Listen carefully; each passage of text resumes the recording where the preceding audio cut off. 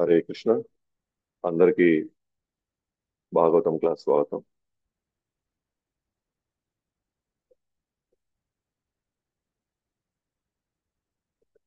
మనం నిన్న రెండో స్కందం మొదటి అధ్యాయంలో మనం ప్రవేశించాము.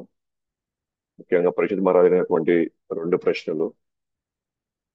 ఒకటి, జీవితాంతం ఒక వ్యక్తి ఏది శ్రవణం చేయాలా, ఏది కీర్తన చేయాలి, ఏది స్మరించాలి, అలాగే ఏమి చేయకూడదు, ఏది కీర్తన చేయకూడదు, ఏది శ్రవణం చేయకూడదు, ఏది స్మరణ చేయకూడదు.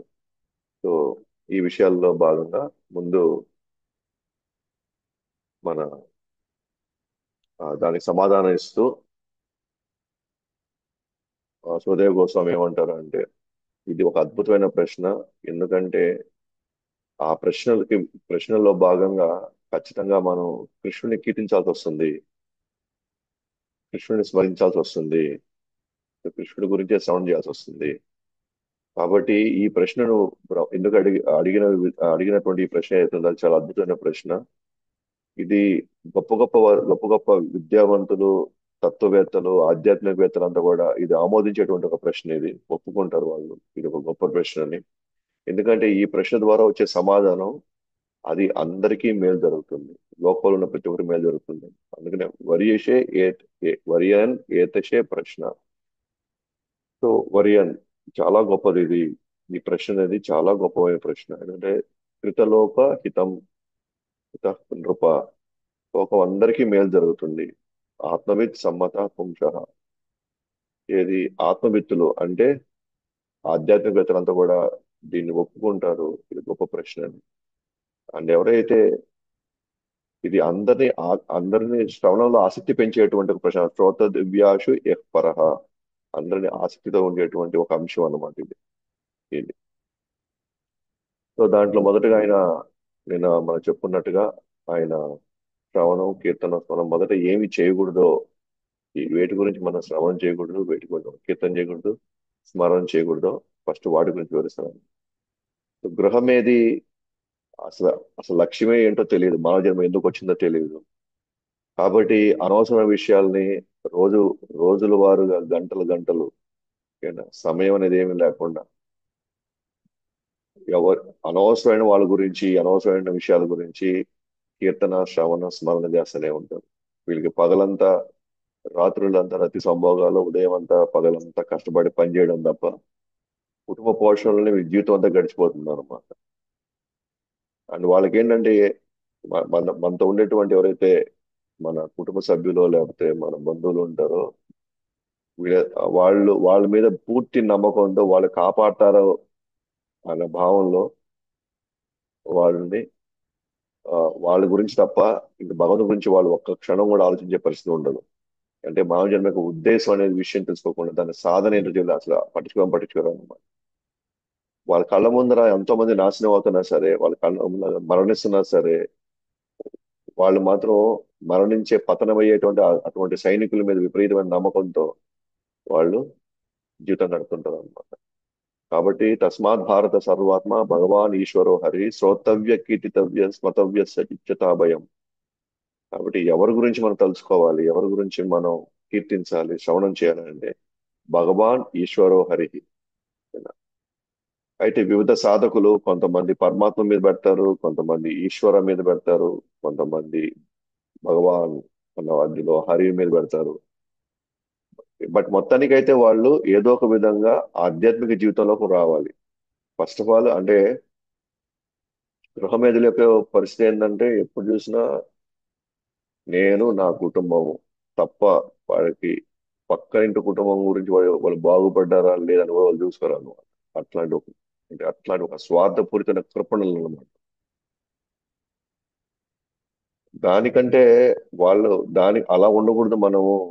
మనం ఆ సర్వాత్ముడి గురించో, ఆ ఈశ్వరుడు గురించి, ఆ పరమాత్ముడి గురించి, భగవాన్ గురించి స్తోతవ్య, కీర్తితవ్య, తర్వాత స్మరతవ్య, ఇవి చేయాలన్నమాట. అయితే చెప్పాం కదా, కొంతమంది బ్రహ్మంతో ఆగిపోతారు, కొంతమంది పరమాత్మతో ఆగిపోతారు, కొంతమంది భగవాన్తో ఆగిపోతారు. ఇది కూడా వచ్చే అధ్యాయంలో ఆయన క్లియర్ చేస్తాడు.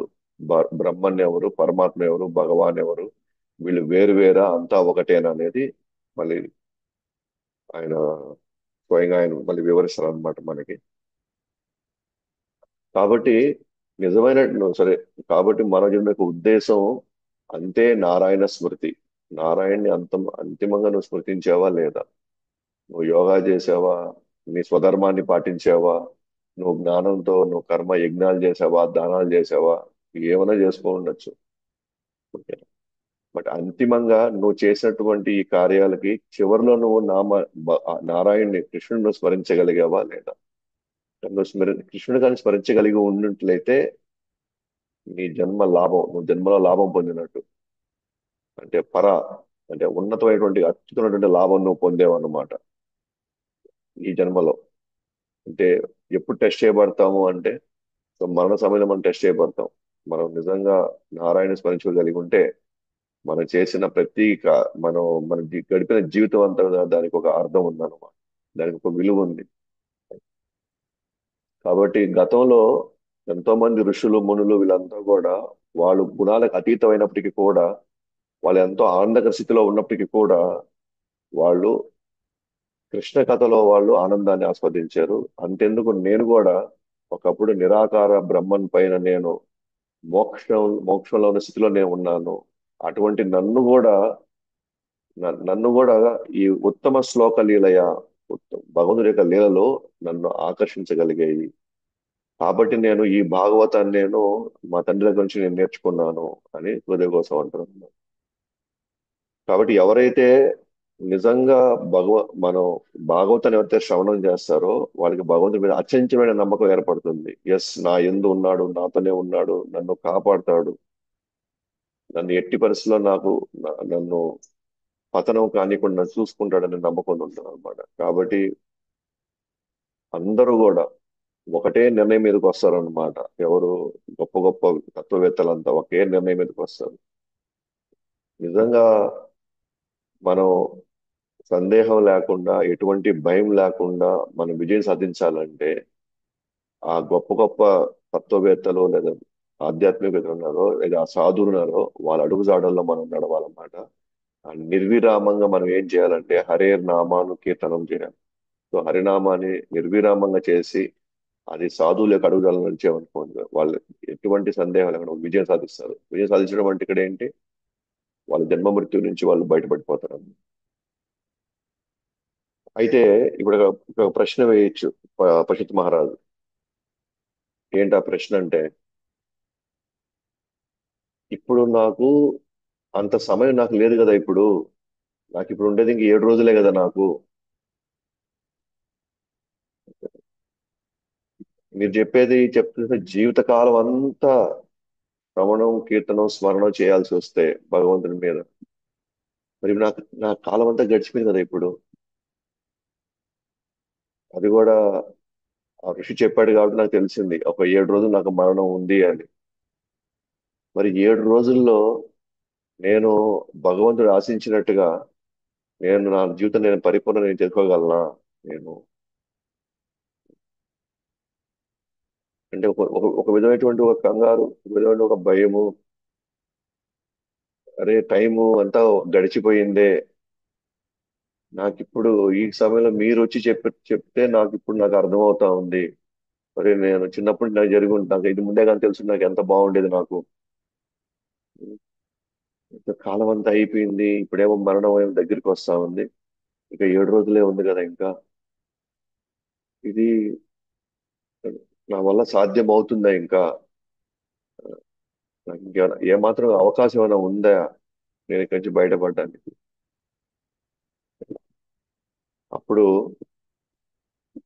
దాంట్లో భాగంగానే హృదయ కోసం అంటారు అన్నమాట. ఇక్కడ పరిమాణం కంటే నాణ్యత ముఖ్యము. అంటే పరిమాణం కంటే నాణ్యత ముఖ్యం. అంటే క్వాంటిటీ కంటే క్వాలిటీ ముఖ్యం ఇక్కడ. నువ్వు ఎన్ని సంవత్సరాల నుంచి ఇవి చేస్తున్నా ముఖ్యం కాదు, ఎంత తీవ్రతతో చేసావు అనేది ముఖ్యం. కాలంతో సంబంధం లేదు. అంటే ఒక విధంగా ఎలా చెప్తున్నానంటే, పోనీ టైం అంతా గడిచిపోయింది, వదిలేసేయండి, అయిపోయింది అయిపోయింది, మనం ఇప్పుడు ఏం చేయలేము. కానీ ఇప్పుడు నీకు 7 రోజులు ఇంకా సమయం ఉంది కదా. అట్లీస్ట్ ఆ 7 రోజులు నువ్వు తీవ్రంగా పూర్తి అంటే శ్రద్ధతో పూర్తి నమ్మకంతో నువ్వు ఇప్పటికైనా సరే నాణ్యతగా క్వాలిటీ చేసే ఒక హరినామం. ఆ, ఇప్పుడు నీకు ఇంకా 7 గంటలు 7 రోజులు టైం ఉంది ఇంకా. కాబట్టి ఎవరైతే కొంత కొంత ఆందోళనకు గురవుతున్నారో, ఇది నాకు కొంచెం ముందుగా తెలుసుంటే బాగుండు. ఇప్పుడు అంతా అయిపోయిన తర్వాత అంతా గందరగోళం అయ్యి ఇప్పుడు ఒక విధంగా ఆ ముసలితనం చేయలేని ఒక పరిస్థితుల్లో, లేకపోతే కొన్ని కర్మలు మనం వెంటాడుతూ ఉన్నాయి. సో, ఇటువంటి పరిస్థితుల్లో మనం చేయగలమా? అరే టైం అయిపోయిందా? కాబట్టి ఒక విధంగా మనకి ఎంకరేజ్ చేస్తారన్నమాట పరిషత్ మహారాజ్ ద్వారా. హృదయగా ఉండాలంటే అయినా పర్వాలేదు, ఉన్న సమయం ఎంత ఉందో మనకు తెలియదు. బట్ ఉన్న సమయాన్ని పూర్తి స్థాయిలో మనం ఇప్పటికైనా సరే ఉపయోగించుకోగలిగితే మన యొక్క ఆ, దశ దిశ మారిపోతుంది. మన కర్మలు మనం మార్చుకోవచ్చు అన్నమాట. అందువల్ల పశ్చిమ మహారాజా ఒకవేళ ఆందోళనలో నాకు ఇంక 7 రోజులు సమయం ఉంది కదా, జీవితకాలం అంతా చేస్తే గాని మనం కృష్ణుడి దగ్గర పోలేకపోతే మరి నాకు 7 రోజులు సమయం సరిపోతుందా అన్నప్పుడు దానికి సమాధానాస్పద కోసం అంటున్నారు అన్నమాట. వందల సంవత్సరాలు అజ్ఞానంలో జీవించడం కంటే జ్ఞానంతో ఒక్క ముహూర్తం భగవంతుడి సేవలో నిమగ్నం అవ్వడం మేలు. వందల సంవత్సరాలు ఊరికనే కోరికల కోసం ఆ పూజలు ఇది అది ఆ యజ్ఞాలు ఇది ఇవి చేసి దానాలు అవి చేసుకొని ఏదో సమాజంలో ఏదో మంచి పేరనో, లేకపోతే ఏదో కొంచెం హోదా అనో, ఆ, వీటి కోసం వందల సంవత్సరాలు బతకడం కంటే కూడా ఒక ముహూర్తం పాటు ఒక ముహూర్తం పాటు పరిపూర్ణంగా భగవంతుడి యొక్క సేవలో స్మరణలో మనం పాల్గొనైతే దానికి వచ్చే ఫలితం మనం అంచనా కూడా వేయలేం అనమాట. అంటూ ఒక ఉదాహరణ ఇస్తారనమాట. ఏంటది? గతంలో కట్వంగ మహారాజు ఒక మహారాజు ఉండేవాడు. ఒక ముహూర్త కాలంలో కృష్ణుని ఆశ్రయించి అతను ముక్తిని పొందాడు. ఒక ముహూర్త కాలం. ఈ కట్వంగ మహారాజు ఎవరు అని అంటే ఒక ఒక గొప్ప యోధుడు అన్నమాట. గొప్ప యోధుడు. ఒకసారి దేవతలు రాక్షసులతో వాళ్ళకి యుద్ధం జరుగుతున్నప్పుడు ఈ కట్వంగ మహారాజు యొక్క యోధుడిగా తన యొక్క పేరు ప్రఖ్యాతలు విని అతని సహాయం కోరతారు అన్నమాట. దేవతల మీద దేవతలు ఆయన సహాయం కోరి రాక్షసుల మీద యుద్ధానికి. అట్లానే దేవతలతో వెళ్తాడు, యుద్ధం చేస్తాడు. యుద్ధం చేసిన తర్వాత ఆ, వాళ్ళు అనుకున్నట్టుగానే దేవతలు గెలుస్తారు, రాక్షసులు ఓడిపోతారు అన్నమాట. అయితే ఆ క్రమంలో ఆ ని- ఆ, కట్వంగ మహారాజు అడుగుతారు అనమాట దేవతల్ని. దేవతలు సారీ దేవతలే కట్వంగ మహారాజుని, నువ్వు మా కోసం నువ్వు ఇది చేసావు కదా, మా కోసం ఇంత కష్టపడ్డావు, రాత్రి బౌళ్ళు మా కోసం ఇది చేసి మమ్మల్ని గెలిపించావు, కాబట్టి నీకేం వరం కావాలో కోరుకో అంటారు అనమాట.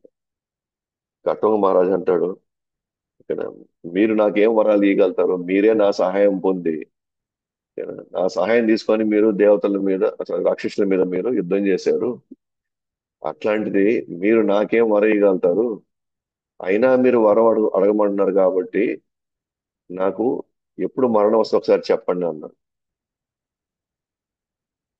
అప్పుడు దేవతలు ఏం చేశారంటే కరెక్ట్ గా చూసి చెప్పేస్తారు అనమాట. నీకు ఒక ముహూర్తం కాలమే ఉంది. మీకు ముహూర్తం అంటే ఎగ్జాక్ట్ గా 48 మినిట్స్ అనమాట. 45 నిమిషాలు ఒక ముహూర్తం. 45 నిమిషాలే ఉంది నీకు ఇంకా అంటున్నాం. అప్పుడు ఆయన ఏం చేశాడంటే ఆ 45 నిమిషాలు ఇంక దేని గురించి ఆలోచించకుండా పూర్తిగా కృష్ణుడి యొక్క పాదాల మీద పూర్తిగా ఆయన తన మనసుని కేంద్రీకరిస్తాడు అనమాట. ఆ 40 నిమిషాలు అయిన తర్వాత తనకు మరణం వస్తుంది. తను వెంటనే వైకుంఠం వెళ్ళిపోతాడు. అంటే నిజంగా తలుచుకుంటే ఒక భక్తుడికి లేదా ఒక వ్యక్తికి వందల సంవత్సరాలు అవసరం లేదు భగవంతుని చేరుకోవడానికి. నువ్వు అనుకున్నావు చూసారా 7 రోజులే కదా, మరి జీవితకాలం అంతా పోయింది. అరే నాకు 7 రోజులు ఉన్నది. బాబు ఇక్కడ ఒక ముహూర్తం వెళ్ళిన వాళ్ళు కూడా ఉన్నారు వైకుంఠానికి. కాబట్టి నీకు ఇప్పుడు 7 రోజులు ఉన్నవి నీకు. కావున మరణం తర్వాత జీవించడానికి తగిన ఏర్పాట్లు చేసుకోవాలి. ఈ స్టేట్మెంట్ చాలా ఇంపార్టెంట్ అన్నమాట. మరణం తర్వాత జీవించడానికి తగిన ఏర్పాట్లు చేసుకోవాలి. సో మరణం తర్వాత నువ్వు శాశ్వతంగా ఆనందంగా ఉండాలంటే దానికి కావాల్సిన ఏర్పాట్లు ఏమంటే చేసుకో. ఇప్పుడు ఇంకా నీకు ఇంకా 7 రోజుల సమయం ఉంది నీకు ఇంకా అని చెప్పి చెప్తున్నాడు అనమాట.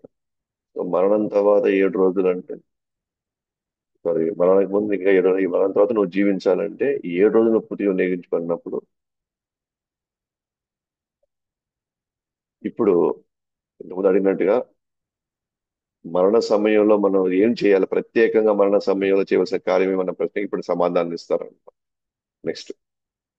కాబట్టి ఇప్పుడు నాకు మరణం దగ్గర వచ్చేసింది, కాబట్టి నాకు మరణ సమయం వచ్చేసింది, కాబట్టి ఇప్పుడు నేను దేనికి ప్రిపేర్ అవ్వాలి, ఎలా ప్రిపేర్ అవ్వాలి నేను, దానికి సమాధానంగా ఇస్తాడు అనమాట. అయితే ఇప్పుడు డైరెక్ట్ గా కృష్ణుడి దగ్గరికి వెళ్ళడు. కృష్ణుడు కృష్ణుడు స్మరించుకో, కృష్ణుడు కీర్తించుకో అని చెప్పడు అనమాట. ఫస్ట్ ఫస్ట్ వివిధ మార్గాల గురించి చెప్పాలన్నమాట. వివిధ మార్గాలు, వాటిలో ఉన్నటువంటి లోపాలు. ఎందుకంటే మనకి ద బెస్ట్ కావాలి అనుకున్నాం అనుకోండి, ఏదైనా ఒక విషయంలో అత్యుత్తమైనది మనకు కావాలనుకుంటే అది ఎందుకు అత్యుత్తమైనది తెలుసుకోవడానికి మిగిలిన వాటిలో ఉన్నటువంటి లోపాలు కూడా తెలిసిపెట్టుకోవాలి. ఎందుకంటే మిగిలిన వాటిలో ఉన్నటువంటి లోపాలు తెలుసుకున్నప్పుడు మాత్రమే మనసు ఇంక జీవితంలో మళ్ళీ అటువంటి మార్గాల వైపు మళ్ళీ మనసు మొగ్గు చూపదు. మనం మిగతా మార్గాల గురించి తెలుసుకోకుండా ఫస్ట్ ఓన్లీ భక్తి మీద మార్గం వెళ్ళామనుకోండి, ఎక్కడో ఒకసారి మనకు ఒక సందేహం రావచ్చు.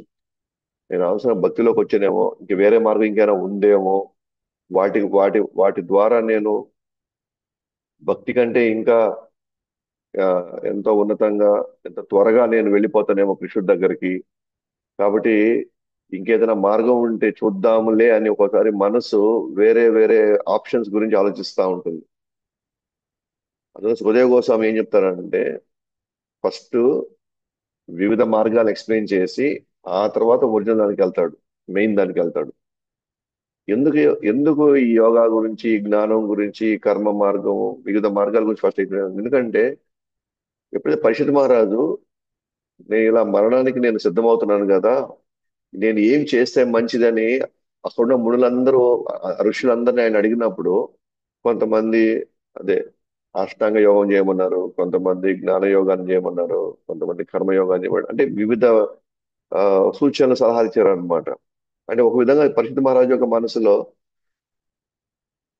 అంటే నాకు ఇన్ని ఆప్షన్స్ ఉన్నాయన్నమాట, ఇప్పుడు నేను ఏ ఆప్షన్ తీసుకుంటే బెస్ట్ అని నమ్మి చెయ్యాలి అని అంటే, ఇప్పుడు సుఖదేవ గోస్వామి మిగిలిన ఆప్షన్స్ అన్ని కూడా చెప్పాలి ఆయనకి. చెప్పి అన్నిటికంటే కూడా దీంట్లో భక్తిలో అత్యున్నతమైనటువంటి స్థానానికి అతి తక్కువ టైంలో నువ్వు వెళ్ళిపోగలవు, అత్యంత శక్తివంతమైందని నిరూపించడానికి మిగిలిన మార్గాల్లో వాటి వివరణ ఇస్తూ వాటిలో ఉన్నటువంటి కొన్ని ఆ, లోపాలని ఆయన ఎత్తి చూపిస్తాడు. ఇప్పుడు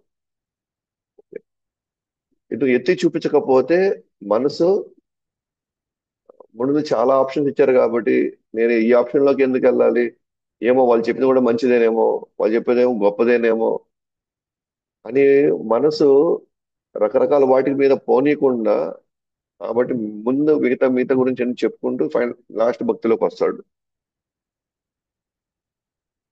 కాబట్టి ఫస్ట్ అష్టాంగ యోగంలో ఫస్ట్ ఆయన ఏం చెప్తాడంటే, మరణ సమయంలో నువ్వు ఒకవేళ నీ మనస్సుని ఈ భౌతిక విషయాల పట్ల, ఈ భౌతిక కోరికల పట్ల ఆ, నువ్వు దాన్ని విడదీయాలంటే, లేదా మనసు ఇప్పుడు విపరీతమైన భయంలో ఉంటుంది, మరణ భయంలో ఉంటుంది ఇప్పుడు. ఆ మరణం నుంచి, భయం నుంచి నువ్వు బయట పడాలి అని అంటే మనం అనాసక్తితో అనాసక్తితో మనం వాటి మీద ఎటువంటి ఆసక్తి చూపించకుండా, ఓకేనా, ఏది ఎవరి మీద, మన హోదా మీద, మన మనుషుల మీద, మన ఆస్తుల మీద ఎటువంటి ఆసక్తి ఉండకుండా దాన్ని ఖండించాలి మనం. ఆ కోరికలు మనం ఖండించాలి. ఆసక్తుల్ని మనం ఖండిస్తే గాని మనకి ఈ భయాలు పోవు. అందుకని ఇక్కడ అసంగ శస్త్రేణ, అసంగత్వం అంటే ఇప్పటి వరకు మనం వాటితో సాంగత్యం చేస్తూ ఉన్నాం, వాటి మీద ఆధారపడ్డాం. వాటిల్ని మనం అనుభవించాలనే భావన ఎప్పటికైనా మనతోనే ఉంటాయనే భావనలో మనం ఉండడం వల్లనే మనకి ఆ భయం వచ్చింది. ఇప్పుడు ఎన్ని ఏమైపోతాయి, ఇవన్నీ ఏం జరగబోద్ది ఇప్పుడు, వీళ్ళంతా ఏమైపోతారు, ఏమన్నా, నా హోదా, నా పేరు ప్రఖ్యాతులు, అంటే ఇప్పటి వరకు మనం వాటి మీద ఆధారపడ్డాం కాబట్టి అవి ఎప్పటికైనా మనల్ని కాపాడతాయనే భ్రమలో మనం జీవించాం కాబట్టి ఇప్పుడు అవి మనల్ని ఏమీ చేయలేని మనం అవి ఏమీ చేయలేని మనం ఒక నిస్సాచితలో పెట్టాము కాబట్టే మనకి ఇప్పుడు భయం వచ్చింది. కాబట్టి ఇప్పుడు నీకు 7 రోజులు సమయం ఉంది కదా, ఈ అష్టాంగ యోగులు ఏం చేస్తారంటే, ఈ పద్ధతులు ఏం చేస్తారంటే ఫస్ట్ ఏవైతే ఆ, ఆ, అశాశ్వతమైనటువంటి వస్తువుల మీద కావచ్చు, వ్యక్తుల మీద కావచ్చు, వాళ్ళతో వాళ్ళని ఏమాత్రం ఇంకా వాటిని నమ్మరు, వాటి మాయలో పడరు, వాటి మీద ఆధారపడరు వాళ్ళు. కాబట్టి ఇక్కడ అనాసక్తి, అనాసక్తి అంటే ఏంటి, వాటి మీద ఇంట్రెస్ట్ ని వాళ్ళు ఫస్ట్ వదిలేసుకుంటారు, లేదా వాటి మీద ఆధారపడడం అనేది వాళ్ళు మానేస్తారు. కాబట్టి ఇక్కడ ఏమంటాడు, మరణ భయం నుండి విడుదల పొందాలంటే అనాసక్తికి అనాసక్తి అనే శస్త్రంతో భౌతిక కోరికల ఖండన చేయాలి, ఇది కట్ చేయాలి దాన్ని. అందుకే మనం ఫస్ట్ నుంచి ఎందుకు మనం నియమాలు పాటిస్తున్నాం ఇక్కడ నుంచి, ఇవన్నీ కూడా ఎందుకు క్రమక్రమంగా మనం వీటన్నిటిని మనం దూరం పెట్టమంటున్నాము, ఈ అనవసరమైనటువంటి ఈ బంధాలు, ఈ బంధకాలు, వీటన్నిటి నుంచి ఎందుకు మనం దూరంగా ఉండమంటున్నాము, కొద్ది కొద్దిగా మనం కట్ చేసుకుని మనం భగవంతుడికి దగ్గర అవ్వాలి. ఎందుకు అంటున్నాం అంటే, ఎందుకంటే ఈ అంశాలే మనకి మరణ సమయంలో భయాలు ఏర్పడతాయి. అందుకే వానప్రస్థం అనేటువంటి ఒక జీవితం ఏంటి అని అంటే, మనం ముందుగానే తెలుసుకొని వాటి పరిణామాలు అర్థం చేసుకొని మనకి మనమే కొద్ది కొద్దిగా వీటి వీటి మీద ఆధారపడడం అనేది మనం జ్ఞానపూర్వకంగా మనం దూరం అవ్వడం అన్నమాట.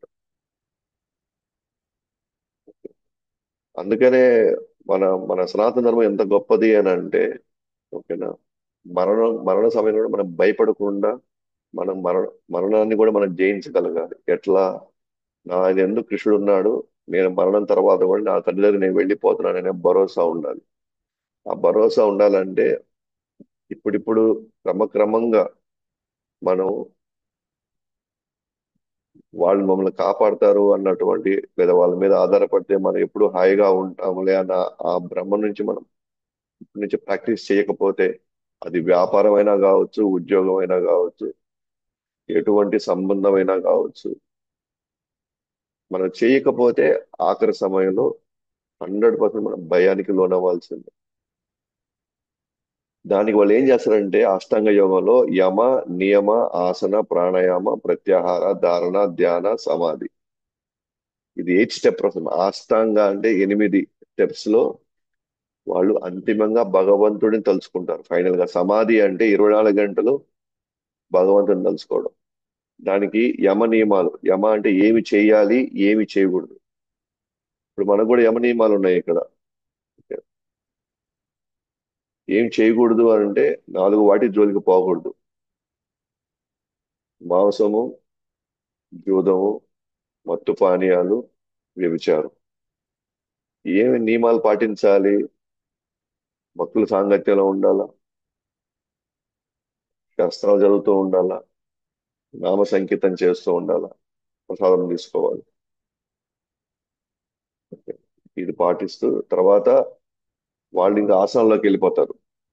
మనకి ఆసనాలు ఇక్కడ ఏంటి అని అంటే, మనం హ్యాపీగా కృష్ణుడు ఆ, సంబంధించిన కీర్తనకి మనం డాన్స్ చేయడమే మనకి ఆసనాలు.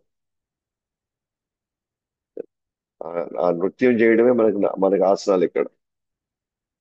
అలాగే ప్రాణాయామం ఏంటి, ఆటోమేటిక్గా మనం జపం చేసేటప్పుడే మనం తీసుకునే ఊపిరి ఎగ్జాక్ట్ గా ప్రాణాయామంతో సెట్ అవుతుంది. అది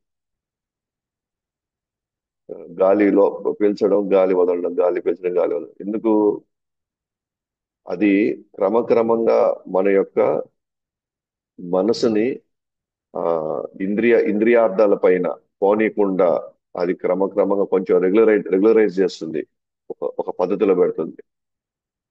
అంటే అనవసరంగా ఇంద్రియాలని, మనసుని వేరే వాటి మీద పోనీదన్నమాట. ఆ తర్వాత అదే ప్రత్యాహార అంటే అన్నిటినీ బయటికి పోనీయకుండా, ఇంద్రియాలని బయటికి పోనీయకుండా, మనసుని వేరే వాటికి పోనీయకుండా లాగడం, లోపలికి లాక్కోవడం, అంటే వాటి నుంచి మనం దూరం పెట్టడం అన్నమాట వీటిని. నెక్స్ట్ వచ్చేసి ధారణ. ధారణ అంటే భగవంతుడిని పూర్- భగవంతుడి మీద మన మనసుని ఫోకస్ పెట్టడం, భగవుడి యొక్క రూపం మీద ఫోకస్ పెట్టడం. అది పాదాల దగ్గర నుంచి ముఖార విందం వరకు పెట్టడం ధారణ. ధ్యాన అంటే భగవంతుడి యొక్క రూపంలో ఒక అంగం పైన, అది అభయహస్తం అంటారా, ఆయన ముఖాన్ని అంటారా, లేకపోతే ఆయన యొక్క ఛాతి మీద అంటారా, ఏదైనా సరే ఒక దాని మీద పూర్తి ఫోకస్ పెట్టడం అన్నమాట. అలా చేసిన తర్వాత కొన్ని రోజులకి, కొన్ని కొంత సమయం తర్వాత సమాధిలోకి వెళ్తాడు. అంటే 24 గంటలు భగవద్ ఆలోచనలోనే ఉంటాడు. ఇంకా వేరేది ఏది గుర్తురాదు. తాను ఈ ప్రపంచానికి సంబంధించిన వ్యక్తిని, ఈ కుటుంబం సంబంధించిన వ్యక్తి అది కాకుండా నేను కృష్ణుడి యొక్క అంశాన్ని అన్న విషయము గుర్తుంటుంది. అయితే జనరల్ గా అష్టాంగ యోగం చేసేవాళ్ళు జనరల్ గా కృష్ణుడి మీద ఫోకస్ చేయకుండా, వాళ్ళు ఏంటంటే ఒక్కోసారి నిరాకారం మీదో, ఒక జ్యోతి మీదో రకరకాలుగా పెడుతుంటారు అనమాట. అయితే ఇక్కడ ఏదైతే మన సుఖదేవ్ గోస్వామి చెప్తున్నారు అష్టాంగ యోగం, ఇతను అంటే భక్తి మిశ్ర యోగి అన్నమాట. ఇతను భక్తి మిశ్ర యోగి అంటే అంటే అష్టాంగ యోగం పద్ధతులన్నీ పాటిస్తున్నాడు. ఆసనాలు, ప్రాణాయామ, ప్రత్యాహారణ, ధారణ, ధ్యాన చేస్తాడు. కానీ ఇతను తలుచుకోవడం మాత్రం భగవంతుని తలుచుకుంటున్నాడు అప్పుడప్పుడు. అంటే పూర్తి స్థాయిలో భక్తుడు కాదు ఇతను. అంటే ఏం చేసినా కృష్ణుడి కోసం పాయింట్ కాదు. అతను పరమాత్మని కలుసుకోవడానికి, భగవాన్ కలుసుకోవడానికి కాదు, పరమాత్మని కలుసుకోవడానికి కొన్ని భక్తి అంశాలు ఆయన తీసుకుంటాడు అనమాట. కొన్ని కొన్ని భక్తి అంశాలు ఆయన తీసుకుంటాడు. అంటే ఏంటది? భక్తి అంశాలు అంటే ఏంటి? అంటే భగవంతుడి రూపం మీద కావచ్చు, ఏనా? భగవంతుడి యొక్క ఆ నామంతో కావచ్చు, దేనికో దానికి ఆయన దాని మీద ఫిక్స్ అవుతాడు ఆయన. ఓకే. సో కాబట్టి ఇక్కడ రజోగుణం వల్ల వచ్చినటువంటి ఆందోళన, తమో గుణం వల్ల వచ్చే దిగ్భ్రాంతి మనసుని కల్మషం చేస్తాయి. రజోగుణం ఏం చేస్తుంది? ఎప్పుడు మన ఆందోళన తీసుకొస్తుంటది.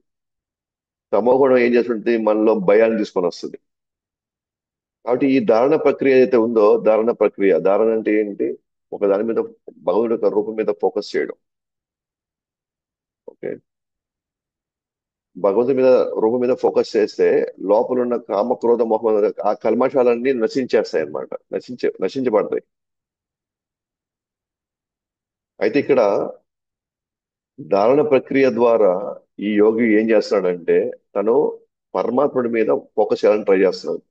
తన లోపల ఉన్న పరమాత్ముడి మీద తన మన తన మనసు నిమగ్నం చేసినప్పుడు తనకి ముక్తికి దారి తీస్తా ఉంది. చేసేది యోగ ప్రక్రియ. ఎవరి మీద ధ్యానం చేస్తున్నాడు? ధారణ వచ్చి ఇక్కడ ఎవరి మీద చేస్తున్నాడంటే మనసులో ఉన్నటువంటి, హృదయంలో ఉన్నటువంటి పరమాత్మ మీద ధ్యానం చేస్తాడు. ఇది ఇతని యొక్క సాధన విధానం. కానీ మన సాధన విధానం అది కాదు. మన సాధన డైరెక్ట్ గా కృష్ణుడి మీదే, శ్రవణం, కీర్తనం, స్మరణంతో మనం కృష్ణుడి మీదకి వెళ్తున్నాం, మనం వెళ్ళేది. కానీ ఇక్కడ సుఖదేవ్ కోసం ఏం చేస్తున్నాడంటే అష్టాంగ యోగాల యొక్క పద్ధతి గురించి చెప్తున్నాడు. ఎందుకని? ఇవి ఎన్ని చేసినా కూడా అంతిమంగా మనం కృష్ణుడిని మనం పూర్తిస్థాయిలో చేరుకోలేము. దీనికి కూడా ఒక లిమిట్ ఉంటుంది ఒక దగ్గరే. కాబట్టి ఇది మనకి పనికి రాదు ఇది. పైగా ఈ రోజుల్లో ఉన్న పరిస్థితుల్లో ఆసనాలు ఎవరు వేయగలుగుతారు అసలు? ఒక పద్మాసనం వేయడానికే 8 సంవత్సరాలు పట్టే పని అయితే, మనకుండే 60-70 సంవత్సరాల్లో ఆసనాలు పరిపూర్ణంగా ఎక్కడ వేయగలుగుతాము? అంతిమంగా మనకి ఒక 60 సంవత్సరాలు, 56 సంవత్సరాలు చేస్తే మనం, మన కింద కూర్చోడానికి మనకి ఇప్పుడు ఓపిక లేదు. మనకి చాలా కష్టంగా ఉంది మనకి. అలాంటప్పుడు ఎవరు వేయగలుగుతారు ఈ ఆసనాలు? ఎవరు ప్రాణాయామం చేయగలుగుతారు? ఎవరు ధారణం చేయగలుగుతారు?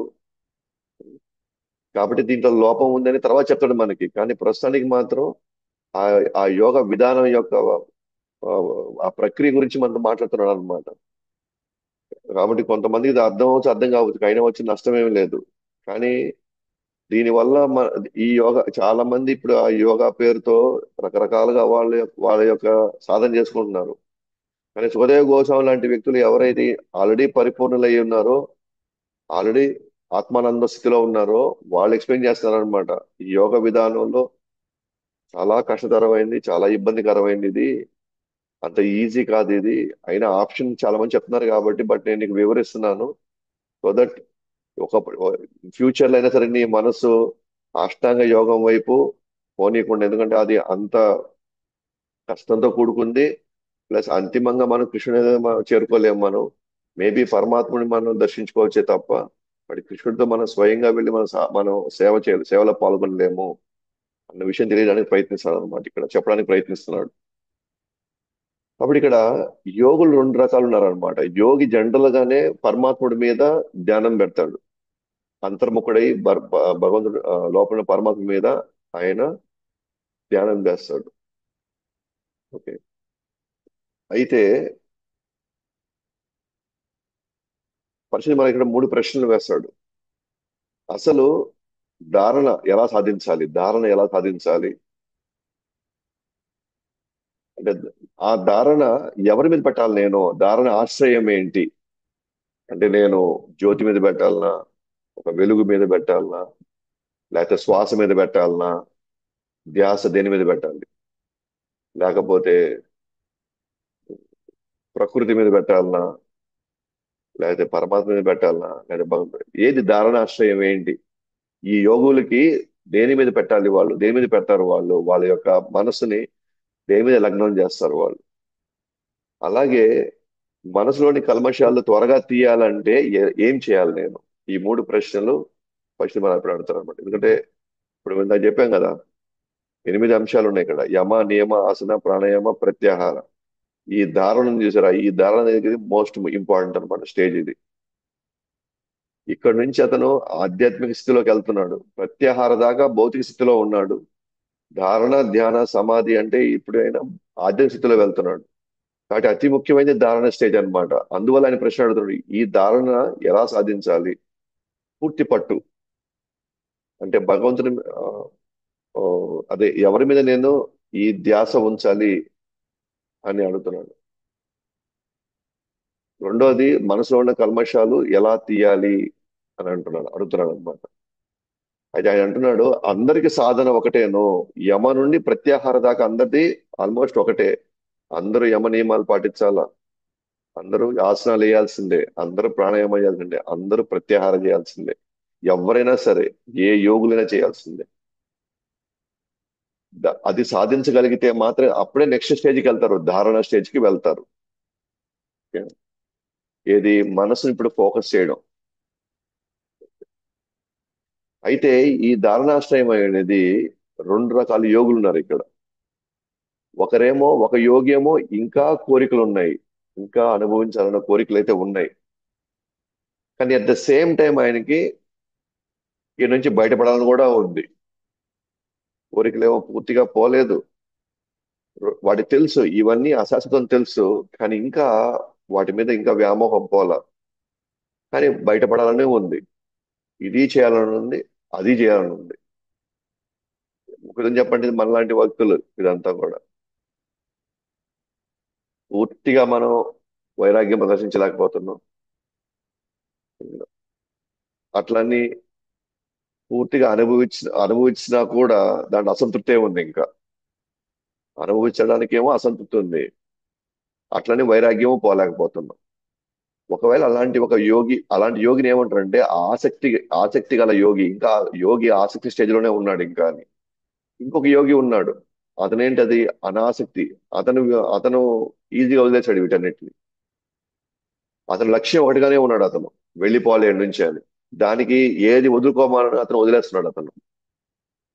అది ఒక యోగి. అతనేంటి అనాసక్తి యోగి. అతని ఏజ్ మీద, అతనికి ఎటువంటి వాటి మీద అతను ఆసక్తి లేదు. కాబట్టి అతను అనాసక్తి యోగి. ఫస్ట్ సుఖదేవ్ గోస్వామి ఆసక్తి గల యోగి గురించి ఫస్ట్ మాట్లాడతాడు అనమాట. ఫస్ట్ ఆ తర్వాత అనాసక్తి యోగి గురించి మాట్లాడతాడు. కాబట్టి ఒకటి, ఇంకా కోరికలు ఉన్నాయి కానీ వెళ్ళిపోవాలనుకుంటున్నాడు. ఇంకొక యోగి వచ్చి, నాకు ఎటువంటి వాటి మీద ఎటువంటి కోరిక లేదు, నేను వెళ్ళిపోవాలనుకుంటున్నాను. సో ఇద్దరి కాబట్టి ఇద్దరు బయటపడాలనుకుంటున్నారు, కానీ ఒక ఇంకా కోరికలు ఉన్నాయి, ఇంకొకరికేమో కోరికలు ఏమీ లేవు. అతను ఎవరైతే ఇంకా ఆసక్తి ఉందో, ఇంకా ఇంకా కోరికలు ఉన్నాయో, అటువంటి వ్యక్తి ఎవరి మీద ధ్యాస పెట్టాలి అంటే అనంతమైనటువంటి విరాట రూపం, విశ్వరూపం పైన అతను ధ్యానం చేయాలి. అతనికి ధారణాశ్రయం ఎవరి మీద ఫోకస్ చేయాలి అని అంటే విరాట రూపం మీద ధ్యానం చేయాలి. విరాట అంటే విశ్వరూపం మీద. ఈ విశ్వానికి ఓకేనా, విశ్వంలో ఉన్న ఉపరితలం బయట ఉంది కదా, ఉపరితలం మనం చూస్తున్నాం. మనం చాలా క్లాసులు చెప్పుకున్నాం. ఆ, మహావిష్ణువు యొక్క శ్వేతరంధ్రాల నుంచి అనేక బ్రహ్మాండాలు వస్తున్నాయి. ఒక్కొక్క అండం లాగా ఉంటుంది ఒక్కొక్క బ్రహ్మాండం. ఆ బ్రహ్మాండం, అది బ్రహ్మ అండం అంటున్నాం. అండం అంటే గుడ్డు రూపంలో ఉంది. ఇప్పుడు గుడ్డు పైన ఆ ఆ పెంకు ఉంటది కదా, దాన్ని షెల్ అంటాం కదా, అది ఇక్కడ గుల్ల అంటారు దాన్ని, దానిపైన ఉండేది. అలాగే ఈ విశ్వానికి ఆ గుల్ల ఏదైతే ఉందో, ఆ పెంకు ఏదైతే ఉందో, అది 7 పొరల్లో ఉంటది అనమాట. అది 7 పొరల్లో. అయితే ఈ యోగి ఎట్లా ధ్యానిస్తాడంటే, ఈ యోగి, ఈ ఆసక్తి గల యోగి, ఇంకా కోరికలు ఇంకా పోల, ఇంకా అనుభవించాలనుకుంటున్నాడు, కానీ ఒక పక్క అనుభవించాలనుకుంటున్నాడు, ఇంకోవైపు వెళ్ళిపోవాలనుకుంటున్నాడు. అటువంటి యోగి ఏం ఆలోచిస్తాడంటే, ఈ విశ్వం అంతా కూడా ఒక విశ్వరూపంతో తను పోల్చుకుంటూ, ఆ ఉపరితలం ఉంది చూసారా, పైన ఉన్నటువంటి పెంక, అది 7 పొరల్లో చూడగలుగుతాడు అనమాట. 7 పొరల్లో దాటితే గాని ఇతను బయటపడ్డ ఇక్కడి నుంచి. విశ్వరూపం మొత్తం కూడా ఒక అండంలో భాగంగా పెట్టుకొని, మీకు ఆ ఫోటో కూడా చూపిస్తాను. ఓకేనా. ఆ విశ్వం మొత్తాన్ని ఒక ఒక విశ్వరూపంతో పోల్చుకుంటాడు అనమాట అతను. విశ్వరూపాన్ని ఊహించుకుంటాడు అతను. ఓకేనా? ఎందుకనంటే అతనికి ఇంకా పరమాత్మ మీద పెట్టే అంత ఫోకస్ లేదు అతనికి ఇంకా. ఎందుకని? ఇంకా కోరికలు ఉన్నాయి కాబట్టి. ఎవరికైతే ఇంకా కోరికలు ఉన్నాయో అనుభవించడానికి, వాళ్ళు సూక్ష్మమైనటువంటి పరమాత్మ మీద వాళ్ళు ఫోకస్ చేయలేరు. కాబట్టి వాళ్ళకి విరాట్ రూపం మీద వాళ్ళు ధ్యానం పెట్టడం లేదా ఆ ధారణ పెట్టడం అనేది చాలా సులభం అవుతుంది. అందువల్ల ఆ ఆసక్తి గల యోగి ఏం చేస్తాడంటే, ఈ ఈ బ్రహ్మాండంలో 14 లోకాలు ఉన్నాయి కదా, 14 గ్రహ మండలాలు ఉన్నాయి కదా, సత్యలోకం నుంచి కింద పాతాళ లోకం దాకా, ఆ 14 లోకాలని, లోకంలో ఒక విశ్వరూపాన్ని ఊహించుకుంటాడు అతను. ఇది ఒక రకం విశ్వరూపాన్ని ఊహించుకుంటారు. ఉదాహరణకి అది సత్యలోకం, బ్రహ్మలోకం నుంచి కింద సత్యలోకం దాకా, సారీ, కింద పాతాళ లోకం దాకా. ఆ సత్యలోకం విశ్వరూపానికి తలలాగా, పాదాల భాగం వచ్చి విశ్వరూపాన్ని, పాతాళ లోకం వచ్చి విశ్వరూపానికి పాదాల్లాగా ఊహించుకుంటూ ధ్యానం చేస్తాడు అనమాట. ఉదాహరణకి ఇదన్నమాట. ఇట్లా ఊహించుకుంటాడు. చూడండి, మొదటి పై లోకం సత్యలోకం, అంటే అది బ్రహ్ముండి. తర్వాత తపలోకం, జనలోకం, మహర్లోకం, స్వరలోకం, భూవర్లోకం, మనం ఉండేది భూలోకం. ఆ తర్వాత అతల, వితల, సుతల, తలాతల, మహాతల, రసాతల, పాతాల. ఈ ఒక విశ్వంలో 14 లోకాలు ఉన్నాయి. ఇలాంటి విశ్వాలు చాలా ఉన్నాయి. ఇక్కడ విశ్వం అంటే బ్రహ్మాండం అన్నమాట. అదే మీరు పక్కన కూడా చూడండి, అదే లోకాలని ఊహించుకుంటూ దాంట్లో ఒక విశ్వరూపాన్ని ఊహించుకున్నాడు అతను. అంటే సత్యలోకం తల భాగం కింద పెట్టుకొని అట్లా క్రమ పద్ధతిలో కిందకి పాదాల దగ్గర వచ్చేసి పాతాళ లోకం పెట్టుకుంటున్నాడు.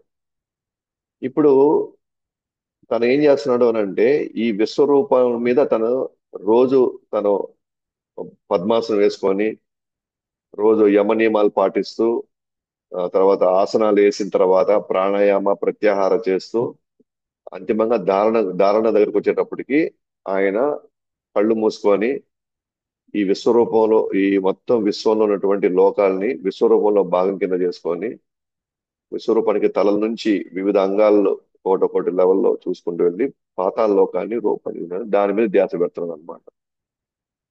ఇది ఆసక్తి గల యోగికి ధారణాశ్రయం. ధారణాశ్రయం అంటే తన ధారణ ఎవరి మీద పెట్టాలి అంటే తను విశ్వరూపం మీద పెట్టాలి. ఎందుకు విశ్వరూపం పెట్టాలి? ఎందుకు అతను పరమాత్మ మీద ఎందుకు పెట్టలేడు అని అంటే, ఎందుకంటే ఇంకా ఆయనకు కోరికలు ఉన్నాయి కాబట్టి, ఆ కోరికలు మనల్ని పరమాత్మ మీద ఇంకా ధ్యాస పెట్టే స్థితికి మనసుని లగ్నం చేయలేదు కోరికలు. ఇంకొంతమంది యోగులు ఎలా చేస్తారంటే, ఇంకొంతమంది ఆసక్తి గల యోగులు విరాట్ మీద ధ్యానం చేస్తారు. అయితే వాళ్ళు ఆ విరాట్ రూపంలోనే వివిధ దేవతల్ని, వివిధ ప్రక్రియల్ని వాళ్ళు ఊహించుకుంటారు విరాట్ రూపంలో, అంటే విశ్వరూపంలో. ఉదాహరణకి ఆ విశ్వరూపం యొక్క చేతుల్ని ఇంద్రుడితో పోల్చుకుంటారు వాళ్ళు. అలాగే ఇంద్రుడి మీద ధ్యానం పెడతారు. ఏది? ఆయన యొక్క చేతులను చూసినప్పుడు. అలాగే ఆయన యొక్క నాసిక రంధ్రాల మీద వాళ్ళ ధ్యాస పెట్టినప్పుడు వాళ్ళ అశ్విని కుమారుల కింద వాళ్ళు పోల్చుకుంటారు. అలాగే ఆ విశ్వరూపానికి దంతాలు చూసినప్పుడు ఇది యమరాజుకి వాళ్ళు ఆపాదించుకుంటారు. అలాగే నదులు చూసారనుకోండి, వాళ్ళు ఎప్పుడైనా నదులు చూస్తే అది భగవుడి ఆ విశ్వరూపంలో, ఆ విశ్వరూపానికి నరాలు, అంటే రక్తనాళాలను ఊహించుకుంటారు అన్నమాట. అంటే నదులు చూసిన అంటే వాళ్ళకి నది ఈజీ కనబడుతుంది. నది కనబడంగానే వెంటనే ఓ విశ్వరూపంలో ఇది ఆ విశ్వరూపానికి లోపల ఉండేటువంటి రక్తనాళాలన్నీ ఊహించుకుంటున్నాడు అతను. అట్లా ప్రతి అంశాన్ని అది బయట బాహ్యంగా చూసినప్పుడల్లా అది విశ్వరూపం మీద ధ్యాసలోకి వెళ్తున్నాడు అతను. అలాగే చెట్లు చూసినప్పుడల్లా విశ్వరూపానికి వెంట్రుకలు ఉంటే అది చెట్లతో పోల్చుకుంటున్నాడు. అలాగే ఎముకలు, అంటే కొండలు చూస్తున్నాడు అనుకోండి, అది విశ్వరూపంలో ఉండే ఎముకలతో పోల్చుకుంటున్నాడు. అలాగే ఇంకొంతమంది యోగులు ఎలా వస్తారంటే, బ్రాహ్మణులు చూసినప్పుడు విశ్వరూపం యొక్క ముఖంగా చూస్తారు. క్షత్రియులు చూసినప్పుడేమో చేతులుగా చూస్తారు. వైశ్యులు చూసినప్పుడేమో తొడల భాగం కింద చూస్తారు. అదే పాదాలు చూసినప్పుడు మాత్రం, శూద్రులను చూస్తే మాత్రం పాదాలు గుర్తొస్తాయి. అంటే వాళ్ళు విశ్వంలో అనేక అంశాలను చూస్తూ ఉన్నారు. ఆ అంశాలన్నింటినీ కూడా వాళ్ళు విశ్వరూపంలో భాగాల కింద, అంగాల కింద, అవయవాల కింద చూస్తూ వాళ్ళ విశ్వరూపం మీద వాళ్ళు ధ్యానం చేస్తున్నారు అన్నమాట వాళ్ళు. సో ఇటువంటి వాళ్ళు ఇంకా ఈ అష్టాంగ యోగంలో వాళ్ళ ధారణాశ్రయాన్ని విశ్వరూపం కింద చూసుకుంటున్నారు. ఓకేనా? సో ఈ విధంగా అన్నమాట వాళ్ళు ఆ, దేవతల్ని ఊహించుకుంటారు. వీళ్ళు విశ్వరూపంలో ఈ భాగాలు అని. అలాగే నదులు, కొండలు, వాళ్ళు ఎందుకంటే వీళ్ళు మాక్సిమం వీళ్ళకి ఏంటంటే, వాళ్ళు ప్రకృతిని ప్రేమించే వాళ్ళు, ఆ ప్రకృతిలో ఉన్న అంశాలన్నీ కూడా అది భగవంతుడిలో భాగాలు అనుకొని వాళ్ళు ఆ చెట్లు కావచ్చు, లేకపోతే ఆ కొండల్ని కావచ్చు, లేకపోతే ఆ నదుల్ని పూజిస్తున్నారు. వాళ్ళు నదులు ఎందుకు పూజిస్తున్నారంటే, అరే ఇది భగవంతుడి రక్తనాళంలో భాగం కాబట్టి నేను నదిని పూజిస్తున్నాను అని అంటే నేను భగవంతుడిని గౌరవిస్తున్నాను, భగవంతుడి శక్తులకి నేను దాసోహం అవుతున్నాను అని తనలో తెలియకుండానే ఒక శరణాగతి వస్తుంది అతనిలో, తెలియకుండానే అతనిలో. కాబట్టి ఎవరైతే ఇంకా కోరికలు ఉండి but at the same time నేను ఈ నుంచి బయటపడాలని అనుకుంటే పరిస్థితిలో ఉన్నారో, వాళ్ళు అష్టాంగ యోగాలో భాగంగా వాళ్ళు ఎవరి మీద ధ్యాస పెట్టాలి అంటే వాళ్ళు విశ్వరూపం మీద ధ్యాస పెట్టాలి అని శాస్త్రం చెప్తుంది. శాస్త్రం ఎవరి మీద పెట్టమంటే వాళ్ళు దాని మీద పెట్టాలి. అంటే మన ఇష్ట ప్రకారం మనం ఊహించుకోకూడదు. ఇక్కడ కొంతమంది వివిధ సంస్థలు నడిపే వాళ్ళు ఉన్నారన్నమాట.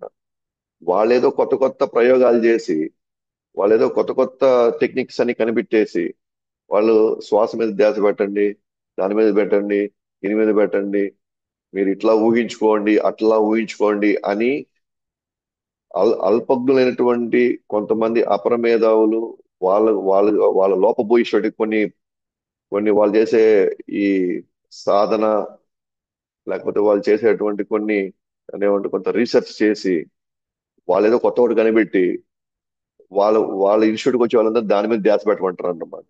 అది అంతా కూడా పక్క ఫాల్ట్ అనమాట. అంటే వాళ్ళు ప్రక్రియ వాళ్ళు పోతున్నారు, వాళ్ళు మోసపోయారు, వాళ్ళ దగ్గర తీసుకొచ్చిన వాళ్ళు మోసపోతున్నారు. కానీ ఇక్కడ ఇక్కడ హృదయ గోస్వామి చెప్తున్నాడు అనమాట. అష్టాంగ యోగంలో వెళ్ళేటువంటి ఎవరైతే యోగులు ఉన్నారో వాళ్ళకి ఇంకా కానీ కోరికలు కానీ ఇంకా అవ్వకపోతే మీరు విశ్వరూపం మీద ధ్యాస పెట్టాలి, ధ్యానం పెట్టాలని చెప్పేసి వాళ్ళకి సజెషన్ ఇస్తున్నారు. ఎందుకంటే ఇది శాస్త్రం చెప్తుంది కాబట్టి. ఎందుకంటే ఏది పడితే అది ఊహించుకోకూడదు మనం. ఏది పడితే అది ఊహించుకుని అది ధ్యానం అనుకోకూడదు మనం. ఆ, ఎవరి మీద అంటే ఎవరి మీద మనం ఫోకస్ చేసి ఇదే బెస్ట్, పద్ధతి ఇదే అత్యున్నత ఆధ్యాత్మిక స్థితి అని చెప్పి మనకే మనం సర్టిఫై చేసేయకూడదు అనమాట.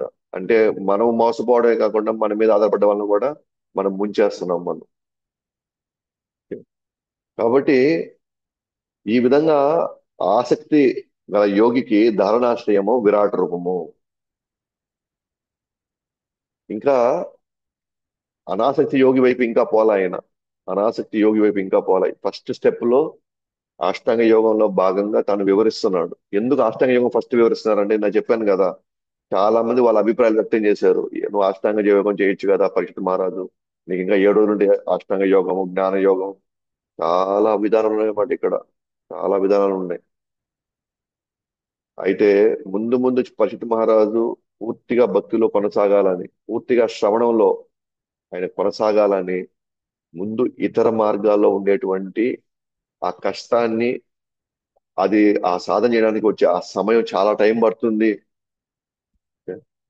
దాంట్లో ఆ సాధన ప్రక్రియలో ఉండేటువంటి వివిధ అంశాలు ఎంత కాంప్లికేటెడో, పైగా అంతిమంగా మనకి ఎటువంటి ప్రయోజనం వస్తుందంటే అది అనుకున్నంత ప్రయోజనం మనకు దొరకదని వాటిలో ఉన్న లోపాలను ఎత్తి చూపించడానికి ప్రయత్నిస్తాడు అనమాట ఫస్ట్. అది దాంట్లో భాగంగా 2 రకాల యోగులు ఉన్నారు. ఒకరు ఆసక్తితో గల యోగి, రెండు అనాసక్తితో ఉన్న యోగి. ఆసక్తితో ఉన్న యోగి ఎవరు? ఇంకా కోరికలు ఉన్నాయి కానీ బయటపడాలన్న కోరిక కూడా ఉంది. కాబట్టి వాళ్ళు యాక్చువల్గా వాళ్ళ ధ్యానాశ్రయం వచ్చి పరమాత్మే. వాళ్ళు ధ్యాస పెట్టాల్సిన పరమాత్ముడి మీద.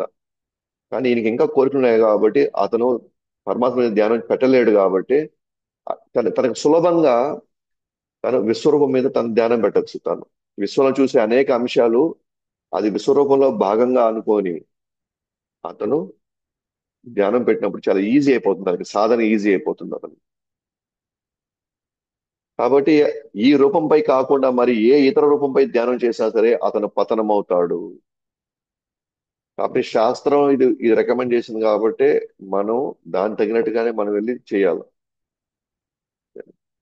ఇప్పుడు పుట్టగొడుగులాగా ప్రతి ప్రతి ప్రతి ఊర్లో ఒక్కొక్క సందుకి ఒక్కొక్క మేము ఆధ్యాత్మిక సంస్థ అని చెప్పి మేము మేము యోగా నేర్పిస్తాం, మేము అవి నేర్పిస్తాం, ఇవి నేర్పిస్తాం, అది వస్తే మీకు కాన్సన్ట్రేషన్ వస్తుంది, లేదా మీరు మీ ఆరోగ్యం సరిపోద్ది, మీరు బీపీ షుగర్ నుంచి బయటకు వచ్చేస్తారు, లేకపోతే మీరు మీ మీకు మిగతా ఇంకా శారీరక ఇంకేదైనా రుగ్మతులు ఉంటాయి అవన్నీ మీరు తొలగించారు. వాటి ఉద్దేశం కాదనమాట అసలు. ఈ యోగా ఆసనాలు ఇవన్నీ వాటి ఉద్దేశం కానే కాదనమాట. ఈ నుంచి బయటపడడానికి మన శరీరం మనకు సహకరించేలాగా చేసుకోవడానికి, దేనికోసం? భగవంతుడి మీద ధ్యానం పెట్టడానికి, భగవంతుడు సేవ చేసుకోవడానికి మనకు ఆరోగ్యం కావాలి. ఆ ఉద్దేశంలో భాగంగా ఈ చర్య తప్ప ఇంకా దాంట్లో మనం కొత్త కొత్త ప్రయోగాలు చేసి మనతో వచ్చే అమాయకులని, లేదా వచ్చేవాళ్ళు అమాయకులేం కాదు, వాళ్ళు కూడా కోరిక కోసమే వస్తున్నారు కాబట్టి వీళ్ళు దాన్ని క్యాష్ చేసుకుంటున్నారు. మనకు తెలియాలన్నమాట దేనికోసం మనం యోగం చేయాలి, దేనికోసం మనం భక్తి చేయాలి. మనకి అవగాహన ఉంటేనే మనం ఎక్కడ మోసపోకుండా కేవలం భక్తి మీద, కృష్ణుడి మీద ధ్యాసతో, కృష్ణుడు చెప్పే ఆదేశాలను పాటిస్తూ మనం బయటికి రాగలుగుతాం అనమాట. ఓకేనా? కాబట్టి దేని బట్టి దాని మీద మనం ధ్యాస పెట్టేసి తర్వాత నాకు రిజల్ట్ రాలేదు, తర్వాత నేను మోసపోయాను అనుకుంటే ప్రయోజనం లేదన్నమాట. కాబట్టి ఆ విధంగా ఈ ఈ ఇప్పుడు ఈ అధ్యాయంలో ఇప్పటివరకు సుఖదేవ గోస్వామి ఆసక్తి గల యోగి ఎవరి మీద ధ్యాస పెట్టాలో అది చెప్పాడనమాట. నెక్స్ట్ అధ్యాయంలో రేపు చూస్తాము, అనాసక్తి గల యోగి ఎవరికైతే అసలు కోరికలే లేవో తాను పరమాత్ముడి మీద ధ్యాస పెడతాడు. ఆ పరమాత్మ మీద ఎలా అతను ధ్యాస పెడతాడు, ఏ అంశాల మీద అతను ధ్యాస పెడతాడు, అవన్నీ మనం రేపు చూస్తాం అనమాట. ఓకే. కాబట్టి కొంచెం టెక్నికల్ గా ఉంటాయి కానీ మనమేం అక్కడ ఎక్కడ గందరగోళ పడాల్సిన అవసరం లేదు, మనం కన్ఫ్యూజ్ అవ్వాల్సిన అవసరం లేదు. మీరు మీకు ఏం అర్థం కాకపోయినా ఏం పర్వాలేదు, ఇవన్నీ కూడా ఇవి మనం చేయలేము, ఇది మన వల్ల కాదు. కాకపోతే ఇది ఇంత కష్టమా కాబట్టి మనం వాటి జోలికి పోవాల్సిన అవసరం లేదు అన్న ఆ స్పృహ ఉంటే చాలు అన్నమాట.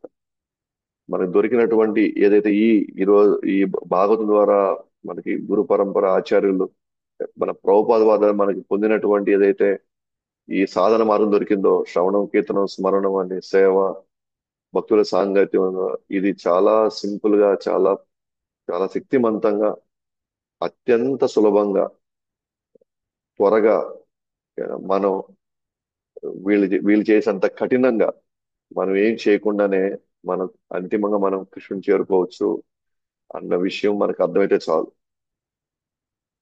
అంటే మనం చేసే ఏదైతే సాధన ఉందో భక్తి మార్గంలో, భగవంతుడు ఎంత దయదలిస్తే మనకి ఈ అవకాశం ఇచ్చాడు, ఇంత సులభమైనటువంటి పరిస్థితి మనకి అవకాశం మనకి కల్పించాడు అని, అది మనకు అర్థం అవ్వడానికే మనం ఇవన్నీ మనం అర్థం చేసుకోవాలి. లేకపోతే మనము మనకు దొరికినటువంటి ఇది ఉంది చూసారా, ఈ ప్రక్రియని, ఈ సాధన మార్గాన్ని మనం అలక్ష్యం చేసేస్తాం అన్నమాట. వాటి విలువను మనం అర్థం చేసుకోం. మనకి ఆ, భగవంతుడు మన మీద ఎంత దయ చూపించాడు ఈ కలియుగంలో. మనం అన్ని కర్మలు చేసాము, అన్ని ఘోర పాప కర్మలు చేసినా సరే మనకి భగవంతుడు ఎంత దయ చూపించాడబ్బా మన మీద అంటే, ఆ కృతజ్ఞతా భావంతో ఈ యొక్క మార్గాన్ని, ఈ సాధనని ఇంకా సీరియస్ గా తీసుకోవడానికే హృదయ గోస్వామి మిగతా వాటిలో ఉన్న కష్టాన్ని చెప్తున్నాడు, మిగతా దాంట్లో ఉన్న లోపాలను చెప్తున్నాడు, మిగతా వాటిలో విషయాల్ని మనకి వివరిస్తున్నాడు ఆయన మనకి.